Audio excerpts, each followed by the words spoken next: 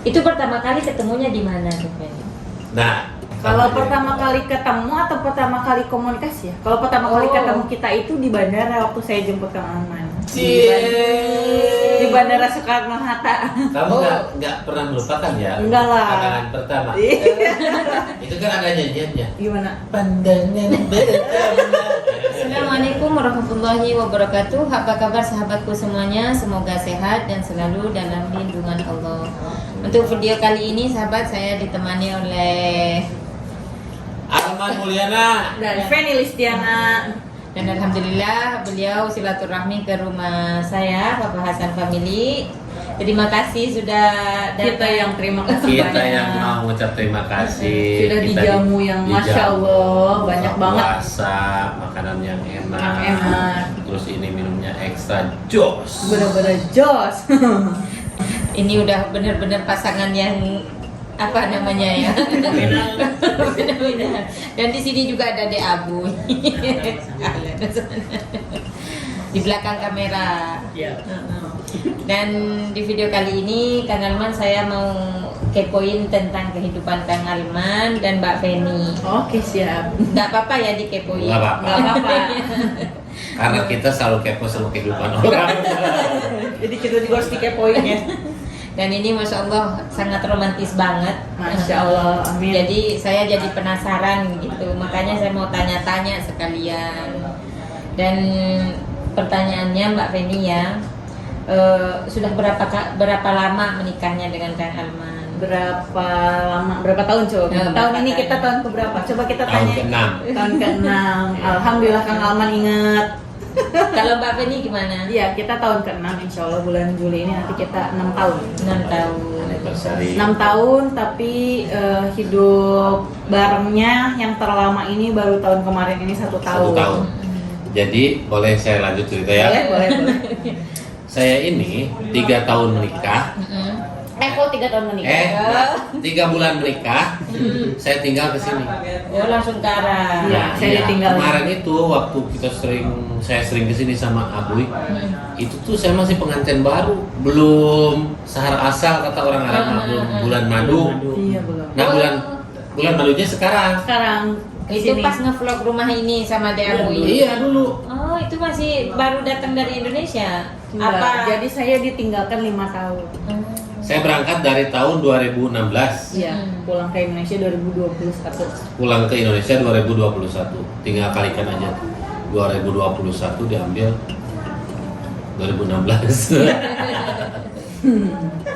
Jadi sekitar 6 atau 7 tahun ya? 5 tahun. Oh, Mau 5 ke tahun. 6, mau Oh, menginjak ke ke 6. Iya. Mau ke 6. Itu pertama kali ketemunya di mana, Teh Feni? Nah, Kalau pertama kali ketemu atau pertama kali komunikasi ya? Kalau pertama kali ketemu kita itu di bandara waktu saya jemput Kang Alman. Di Bandara Soekarno-Hatta. kamu nggak pernah melupakan ya? Enggak lah. Pandangan pertama. Itu kan ada nyanyiannya. Gimana? Pandangan pertama.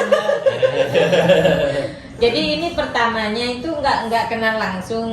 Enggak, jadi kita itu dulu komunikasi awalnya itu di Facebook ya Bia. Facebook. Dari Facebook. Jadi ini mantan perkenalan Facebook. Iya, dari Facebook guys. Jadi dari Facebook itu kan banyakannya yang pada dapat yang nggak bener ya. Alhamdulillah saya dapatnya yang bener guys. Alhamdulillah. Allah titipkan Facebook ke kita ya. Iya, masya Allah. Dan kebetulan saya dan Kang Alman itu masih saudara. Masya Allah. Oh, masih Jadi- keluarga.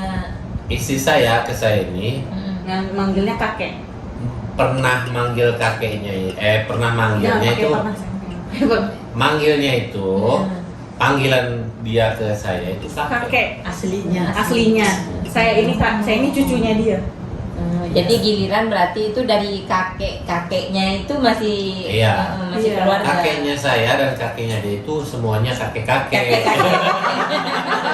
Nggak ada yang nenek-nenek. Nggak ada. Oh. Jadi judulnya seorang kakek menikahi kakek-kakek. gadis. Oh. Seorang kakek menikahi cucunya.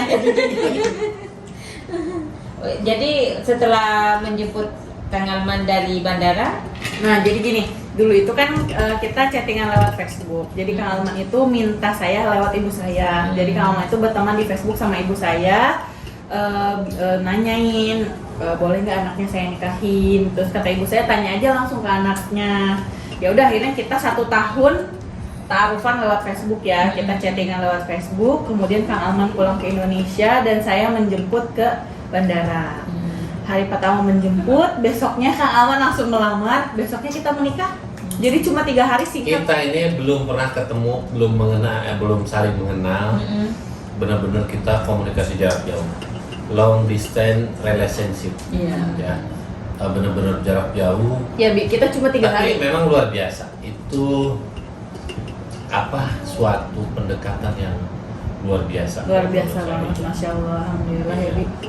Kalau bertemu wajah pas sudah ketemu kayak gitu. Beda memang. Oh beda. Beda, dia ke saya tuh makin saya. Oh, saya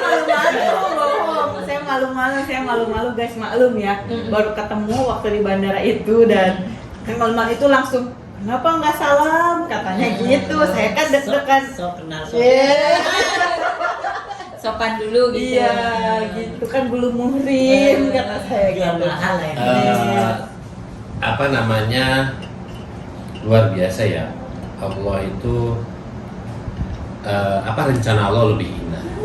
Jadi saya ini diombang-ambing dulu kemana-mana, akhirnya jodoh saya ketemu sama saudara. Masya Allah. Masih keluarga. Masih keluarga. Memang saya ini tadinya sempet terucap, maksudnya di dalam hati, gua males mau nikah lagi tuh, males karena ternyata susah cari perempuan yang benar-benar bisa sejalan. Ya memang kata istri saya nggak bakalan nemu istri sejalan, sepikiran, nggak bakalan nemu karena kita beda hati, beda beda isi kepala gitu Beda. kan. Jadi Beda. pernikahan itu nggak akan ada yang satu jalan. Feni sering ngasih tahu ke Kang Alman, mau kamu nyari sampai ujung di dunia pun, perempuan kayak gimana pun, nggak bakalan ada yang bisa sejalan bareng-bareng Ya, gitu. dan ini pelajaran baru buat saya. Walaupun istri saya terpaut 9 tahun lebih muda dari saya, ternyata pola pemikirannya itu lebih dewasa dari saya. Saya ini yang saya cari adalah perempuan yang benar-benar bisa sejalan dengan saya. Itu dibantah sama istri saya. Lu mau nyari sampai ke Israel sekalipun gak bakalan nemu katanya gitu. Dan memang benar. Jadi gak bakalan nemu. Nggak bakalan karena ibu dan anak, kakak dan adik satu darah aja pasti ada cekcoknya. Perbedaan. Apalagi kita suami dan istri yang beda darah gitu kan. Nggak sedarah. Walaupun aku dan kamu sering bertengkar, tapi ujung berpisah. Oh tidak bisa. Oh, tidak bisa. Biar teman-teman tahu keromantisannya ini. Aduh, Seperti apa. Tapi memang luar biasa ya. Saya umur udah kepala 4, istri saya sekarang baru nginjak kepala 3. Nah, yang lebih luar biasanya, jadi saya terbawa muda lagi. Jadi saya lebih menyesuaikan. Jadi kalau istri untuk menyesuaikan harus menjadi tua, saya rasa sulit. Jadi lebih baik saya yang menyesuaikan, istri saya jadi terbawa muda lagi. Masya Allah. Ini gimana menurut? Tapi banyak sih yang itu ya, teman-teman yang bilang, oh Kang Alman sekarang setelah pulang dari Indonesia banyak perubahannya, tambah muda. Gitu. Memang yang saya rasakan, istri saya itu lebih memperhatikan penampilan. Padahal bisa teman-teman, kalau maksudnya gini, kalau teman-teman ngikutin video-video saya sebelumnya, saya itu dari sekian banyak video, bajunya itu aja. Duh. Bener Mbak. Bajunya. Kopi itu Oh. aja. Itu Karena aja. dicuci bajunya ada yang nyuci di sini. Oh. Iya. Nah, setelah saya pulang dan nikah, pulang kemarin bukan nikah, setelah nikah ya, saya itu dibawa ke mall, pilih baju, kamu kerja keras, banting tulang, nikmatin hidup itu. Buat apa kita punya banyak uang tapi hidup menderita? Nikmatin. Dan disitulah akhirnya banyak perubahan dalam hidup saya, terutama dalam berpenampilan, walaupun apa adanya, tapi ada sedikit perubahan. Dan istri saya tuh memperhatikan kebersihan kulit. Terutama. Dulu tuh burik banget. Burik. Sekarang ada glowingnya. Wah, saya tuh dibawa ke tempat perawatan kecantikan di kampung Di Iya, Indonesia. di Indonesia. Subang. di Indonesia. Iya, saya kan gimana gitu ya, dibawa masuk ke tempat perawatan kecantikan perempuan. Perempuan semua. Sebelah kanan saya. Saya masuk ruang VIP khusus untuk ke Berdua. Istri. Makanya istri saya kan mukanya glowing itu kan, Mm-mm. karena rajin merawat kulit muka. Nah di sana boy, tapi setelah sekali, baru pertama kali saya malu boy, kedua kali, setelah 3 kali saya merasakan efeknya, Jadi ketagihan. kayaknya enak karena waktu dibersihin muka tuh sampai Tidur. Tidur. Sambil cuci mata gitu. Saking baru-baru enaknya. cuci mana kan tadi tuh. Ditutup. Itu nggak tahu bencong, nggak tahu siapa. Jadi belum ngelihat orangnya udah ditutup Udah kayak gitu. ditutup. Udah ditutup.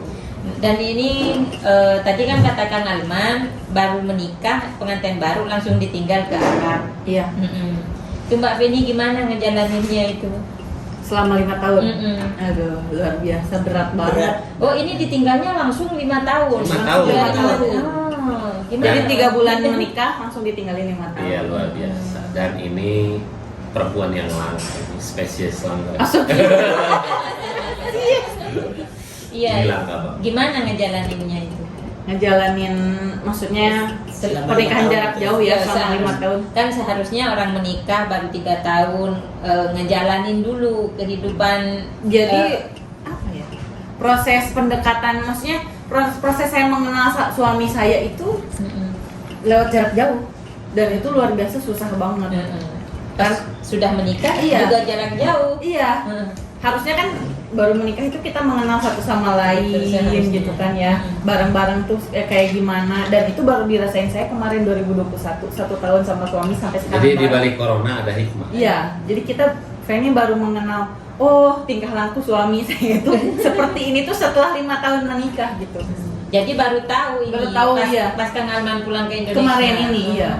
Istri Jadi saya sabar banget, luar biasa. Sabarnya gini, saya punya 3 anak, diurus sama istri saya, tinggal sampai saya 5 tahun, bukan ngurus saya tapi ngurus anak saya. Coba perempuan mana yang mau seperti itu? Iya, sudah cantik, baik, dan juga mau jadi ibu sambung dengan baik. Amin, Masya Dan Allah. saya juga memang alasan saya kenapa saya tidak menikah lagi di sini, banyak banget alasannya, karena saya ingin mencari perempuan itu yang benar-benar tahu bibit bobotnya. Dan alhamdulillah ketika dalam hati saya berbicara, wah saya nggak mau nikah lagi, tapi Allah memberikan petunjuk. Alhamdulillah saya dapat istri saya yang ini Sudah Masya baik, Allah. soleha. Amin, Masya Allah. terpaut. Lumayan banyak ini umurnya. Dan iya juga tentang umur. Dan tadi kan Kang Alman bilang, Masya Allah saya umur sudah ini, jadi Kita hampir 10 tahun ya, 9 tahun lebih lah. 9 tahun, hampir 10. Hampir 10 tahun kita bedanya. Anggaplah 10 lah. Iya, nggak aja lah 10 tahun. kurang lebihnya Kurang segitu lebih, ya. Cuman ini Mbak Feni kan biasanya kalau suami lebih dewasa dari kita, biasanya seringkali kita itu mengalah ke suami untuk menyesuaikan. Karena kita apa ya namanya? Umur masih muda, otomatis nafsu pengen ini, pengen itu mungkin lebih banyak. Iya sih, dan alhamdulillahnya sih kalau Kang Alman tuh bisa menyesuaikan semuanya gitu. Maksudnya yang penting apa ya, gimana ya? Yang penting itu maksudnya positif, Kang Alman selalu dukung gitu. Termasuk kalau misalnya Feni kan di sana ngurusin 3 anaknya Kang Alman. Iya. Tapi kalau misalnya Feni mau main sama teman-teman gitu ya, ya dikasih waktu, asal tahu waktu aja gitu. Jadi Kang Alman nggak ngebatasin, cuman asal Feni-nya aja, asal tahu diri gitu. Tahu di mana tempatnya. Iya gitu. Tahu diri kamu ya. Dan ini buat Kang Alman kan istri ditinggal selama 5 tahun. Dan itu masih pengantin baru, masih anget-angetnya lah ya. Iya. Apalagi secantik Teh Feni, Insya Allah. nggak ada rasa ini. Kalau khawatir ada Khawatir. manusiawi, tapi saya punya Allah. Saya yakin ketika saya di sini nggak macem-macem, Betul. istri saya pun pasti nggak bakalan macem-macem. Jadi istri itu cerminan diri kita. Iya, pun sebaliknya ya Bia. Begitupun sebaliknya. Jadi kalau istri mau benar, ya kitanya harus benar. Ini banyak para TKI, istri pengen setia di sana, tapi di sini selingkuh. Nah, Banyak contohnya. banyak contoh. Dan itu saya alami bahwa, dan ini pelajaran juga buat dari istri saya. Ketika kita berpisah, kita harus mengaca pada diri sendiri. Kalau lu nggak benar di sana, pasti gue juga nggak benar di sini. Iya. Intinya jangan salahkan saya kalau saya berbuat seperti yang kamu Iya, lakukan di jadi saya. jadi evaluasi diri, koreksi diri. Nah itu sih kuncinya, saling percaya, Komunikasi. komunikasi itu utama. Yang paling utama komunikasi bagi kita. Iya. Jadi saya sama istri walaupun jauh, walaupun kita nggak melihat kegiatan masing-masing, tapi kita setiap mau istirahat itu kita punya cerita Keseharian kita ngapain aja. apa aja yang kita lakukan dalam keseharian. Sepahit apapun itu kita ceritakan. Kita ceritakan. Ada kejadian sepahit apapun, lebih baik kita ceritakan. Iya. Nah itu komunikasi itu penting banget. Jadi itu kuncinya. Kunci. Iya, kunci utama. Dan itu pengalaman baru. Dulu tuh saya diem.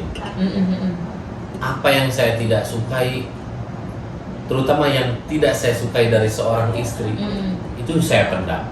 Nah, ternyata itu nggak baik. Ketika kita tidak menyukai sesuatu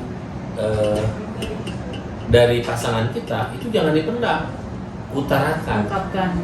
Gua nggak suka loh, lu sering keluar malam. Supaya jadi koreksi diri Nah. untuk pasangannya gitu. Betul. Kalau dipendam dalam hati, dibiarin, Mana tahu sekali isunya gitu. sekali meledak, hancur semua. Iya. Karena salah satunya nggak tahu kesalahan kita itu dari mana. Iya. Nah, betul. Jadi apa yang bisa dirubah nggak bisa karena nggak ada kejelasan. Iya, Betul. betul. Oh, ini masalah tentang anak yang 3. Iya.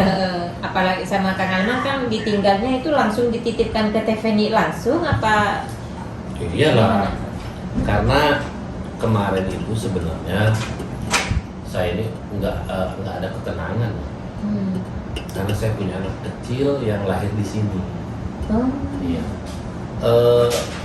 Alhamdulillahnya Allah menitipkan seorang perempuan yang solehah, baik hatinya, baik segala-galanya.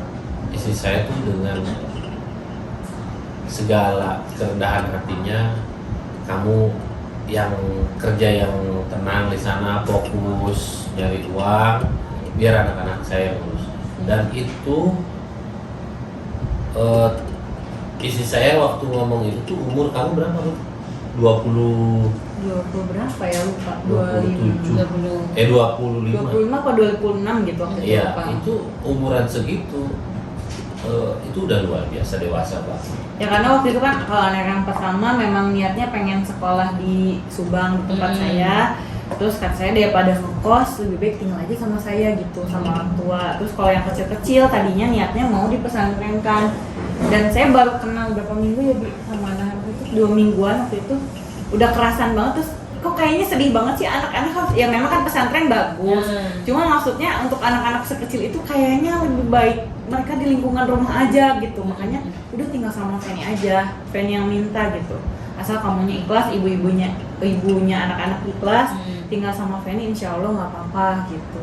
Tapi kalau ibunya itu masih punya komunikasi sama anak-anak. Waktu sama kecil teman. iya. Waktu kecil iya sih. Kalau sekarang mungkin lebih ke mereka malu sendiri.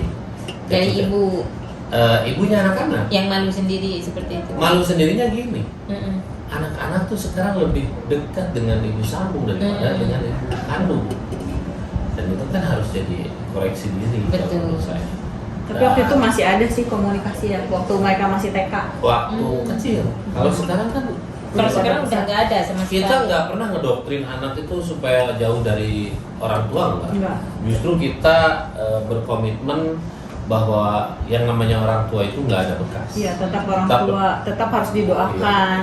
Seburuk apapun kelakuan orang tua, tetap Orang harus tua. kita hargai, harus kita hormati. Itu selalu. Jadi mungkin karena udah dengan kebaikannya Teveni, dengan sudah asiknya sama Teh Feni, jadi mereka juga sudah lupa ya.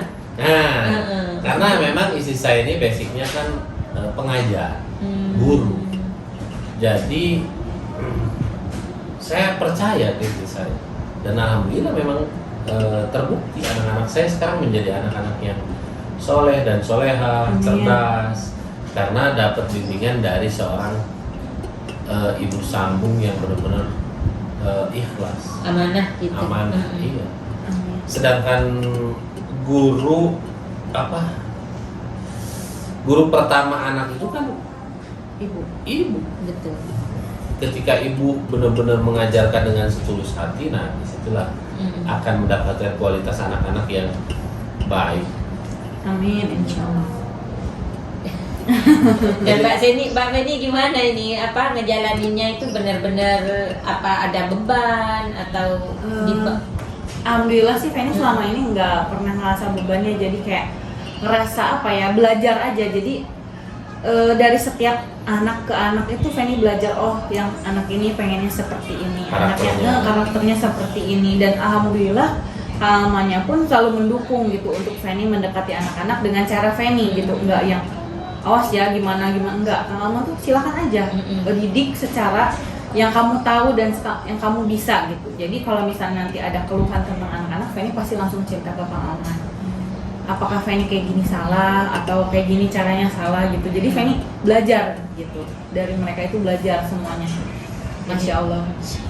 jadi sangat termasuk rezeki lah ya buat Kang Alman punya istri seperti ini rezeki yang tiada tara yang Allah berikan sama hidup saya. Karena saya dikaruniai anak 3 sekarang dalam satu atap, dan terbukti ketika saya dalam keadaan terpuruk, istri saya mensupport. Banyak yang berkomen di channel YouTube saya, Teh Feni enak ya punya suami seperti ini. Teman-teman nggak tahu perjuangan istri saya. Saya saat nikah sama istri itu berawal dari nol. Saya tuh ninggalin istri, kerja ke Arab Saudi, ninggalin hutang 500 miliar, dan itu kita jalanin berdua. Dan itulah nikmatnya rumah tangga. Iya. Rumah tangga yang enak itu dijalani dari nol, bukan dari udah kaya. Jadi kita nggak merasakan prosesnya. Jadi hidupnya Kang Alman sama Mbak Feni ini benar-benar dari nol sampai sekarang jadi YouTuber nomor 1 lah ya. Alhamdulillah. Dan sama-sama menjadi YouTuber. Alhamdulillah ya. Alhamdulillah, jumpa lagi di vlognya. Jumpa lagi katanya teman-temannya. Oh ya, terima kasih Kang Alman. Sama-sama. Semoga menjadi motivasi juga untuk para Iya. TKW yang menikah dengan jarak jauh seperti Iya, ya. mudah-mudahan. Ini tips and triknya mau saya share di eksklusif di channelnya Papa Papa Hasan, Hasan. bahwa siapapun ya sebenarnya belum tentu mampu melewati masa-masa sulit seperti kita, yaitu perjuangan jarak jauh, hubungan jarak jauh, ya. Tapi kita mau nge-share apa aja yang mempertahankan rumah tangga tetap harmonis itu apa aja, mungkin istri saya bisa menjelaskan. Yang pertama itu kita harus saling percaya dan kasih kepercayaan ke pasangan kita, ya Bi. Itu yang ke-1. Ya, dan yang kedua jangan mencoreng kepercayaan masing-masing. Jangan sampai kita udah percaya ternyata kita nanti begitu saja. Ya, dan yang ketiga komunikasi, itu yang paling penting. Komunikasi Jadi, yang tadi kita udah ceritain itu ya. Komunikasi itu harus dalam jarak jauh itu. Iya, jadi jangan sampai misalkan istrinya di Indonesia, suaminya di Arab Saudi, terus tiba-tiba istrinya itu make uang suami tanpa jelas kemana arahnya uang hasil kerja di Arab Saudi, itu nggak boleh. Nggak boleh. Nah, itu bagian dari komunikasi. Jadi apapun harus diceritakan, harus dijelaskan semuanya ya biar. Itu tips and trick dari kita bagaimana cara menjalani hubungan jarak jauh itu cuma 3.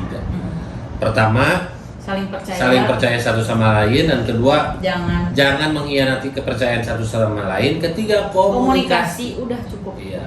Bisa dibalik juga komunikasi dari yang pertama, bla bla bla. Iya, bisa. Yang penting Dan di dalam komunikasi itu ada jujur. Benar nggak? oh, iya. Kejujuran itu pertama. Paling utama. Iya, paling utama. Dari apapun, dari orang tua, dari Kemana, pasangan, iya, betul, kejujuran itu pertama.